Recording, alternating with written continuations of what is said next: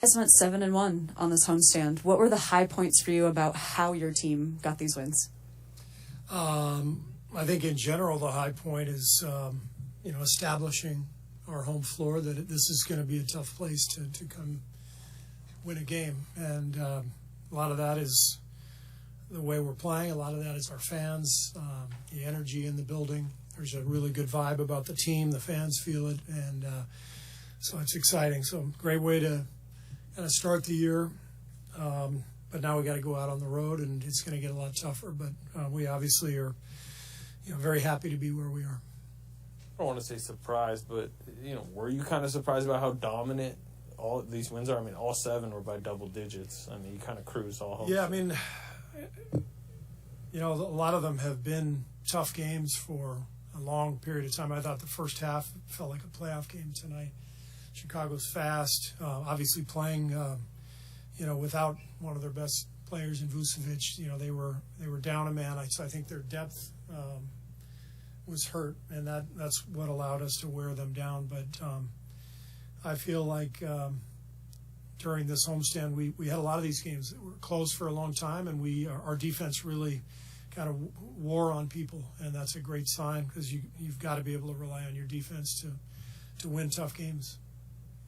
Steve, you guys have done this a few times over the past few years, and that is in the third quarter, something clicks, and you guys build leads and extend leads. Tonight, you win by 18 in the third quarter. It's becoming a habit again. Can you put your finger on what's happening in the third quarter where you guys are able to create separation? Just incredible halftime adjustments from the coaching staff. That's the main thing.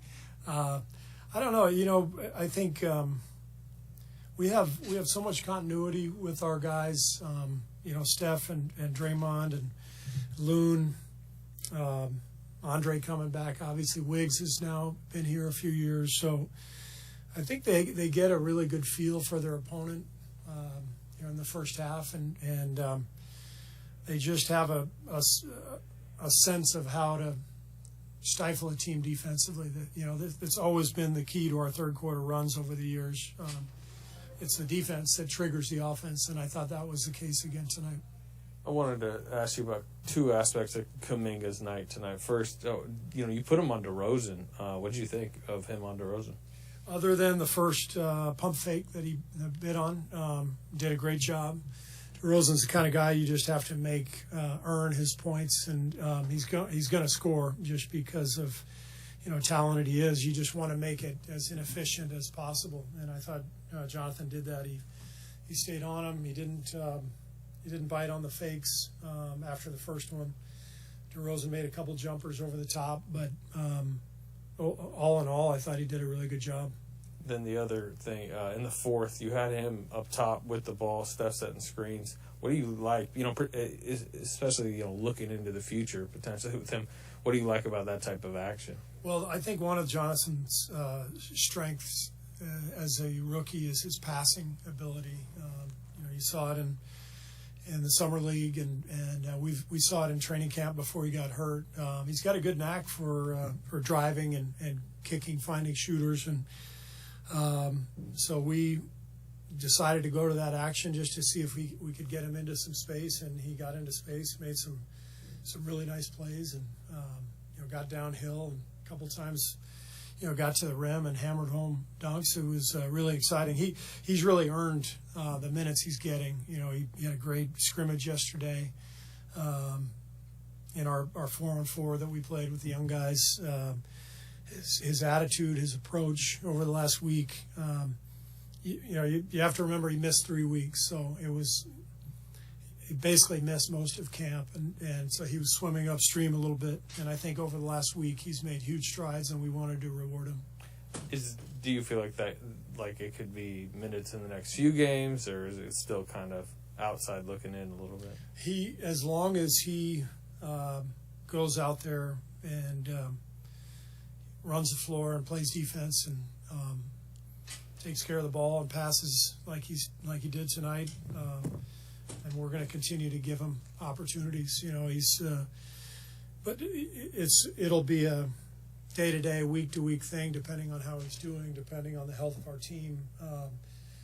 We need him to develop and we want to do it in a healthy way. If that means there's a night where he goes to Santa Cruz and plays 35 minutes to get extra time, I think that's still a possibility. That's always a possibility. And in the meantime, he's just got to keep doing what he's doing. He's really made a lot of strides in the last week.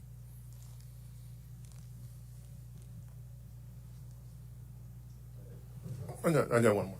I got to think about what it was. Steph and Draymond have this thing where, they read each other's minds. I mean, we can see it. It happened a couple times today where, they didn't have to talk. It just happens. Is it too simple to say that just happens over years of playing together? Is it more to it than that? No, that's all it is. It's also two guys who are really smart basketball players, but you can't overstate the importance of the continuity and what they've built together here, over the last decade. It's pretty incredible to watch them work together. And are you at all a little bit worried about Loon logging these minutes? I mean, there are times when he looks like he's kind of laboring out there. I check in with him every day. He's been great all season, and maybe the best thing is that he's healthy and feeling great. So he's just been fantastic. His defense, his toughness, he gives us a grit and an edge, and the verticality at the rim. Great screener. Loon's really a fine player, and it's fun to see him healthy. I know I've said it many times, but he's one of my favorite guys just because of the way he carries himself and approaches every single day. He's just a rock solid guy who's part of the foundation of this group. Let's go one on Zoom here for Christos. Hello, Coach. Congratulations on the win. Your overall defense decision is really, really good. And you have a very big progress than last season. How could you explain that? And what are the aspects that you improve a lot this season on defensive end? The defensive improvement? Yes. Well, I think we were pretty good last year too. We had the 5th ranked defense in the league last year. But I think this year the addition of Andre, his return along with having Gary Payton playing a prominent role has given us 2 all-world defenders to add to the mix. And Draymond is always the key to everything we do, and he anchors the defense. He and Loon. I think Steph is having an outstanding defensive season, but we've been at it for a lot of years, so we have continuity. But we've added some excellent players too. Actually, one more for Colin. Go ahead, Colin. Thanks, Raymond. Coach, obviously the schedule is going to even out over the course of the year, but for a team with so many new pieces, some young guys, are you happy that it was helpful to have this stretch of the season with the long homestand, some favorable opponents early in the year as opposed to later? Yeah, I think with this team, Colin, it was favorable to play all these home games and get off to a quick start out of the gates and build some confidence, build some rhythm. We've kind of found some rotations, patterns that we like, and it was, with some new guys, it's definitely helpful to have the homestand to start out.